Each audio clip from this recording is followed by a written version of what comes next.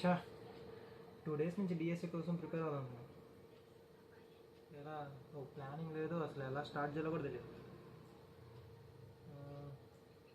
Chat జీపీటీని అడుగుదాం. Give me a preparation.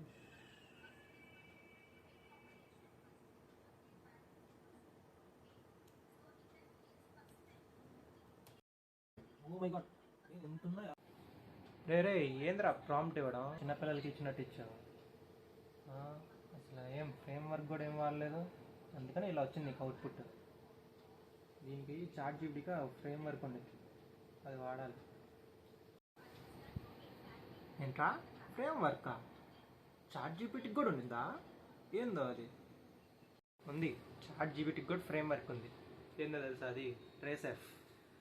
Are అంటే రోల్ అని, ఏ అంటే యాక్షన్, సి అంటే కాంటాక్స్ట్, ఈ అంటే ఎగ్జాంపుల్, ఎఫ్ అంటే ఫార్మాట్. ఈ 5 కాంపోనెంట్స్ యూస్ చేసుకొని నువ్వు ప్రాంప్ట్ ఇచ్చావు అనుకో, నీకు కావాల్సిన అవుట్పుట్ నీకు వస్తుంది. సార్ చూద్దాం ఈ 5 కాంపోనెంట్స్ యూస్ చేసుకొని ప్రాంప్ట్ ఇద్దాం. చూడు, నువ్వు ఇచ్చిన ప్రాంప్ట్కి అంత ఇచ్చింది అవుట్పుట్. మనం మన 5 కాంపోనెంట్స్ యూస్ చేసుకొని ప్రాంప్ట్ ఇద్దాం. Assume that you are a master in DSA. అది ఒక రోల్. చాట్ జీపీటీకి ఒక రోల్ అసైన్ చేస్తున్నాం. Suggest me by providing 30 days preparation plan for DSA.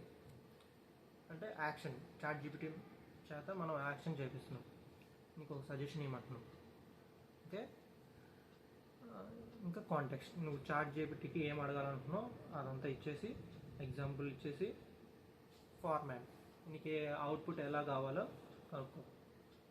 Table ఫార్మాటా లేకపోతే పీపీటీ ఫార్మాటా, అలా ఏ ఫార్మాట్ కావాలో ఇచ్చేసేసిన తర్వాత చూడు అవుట్పుట్ ఎలా వస్తుంది.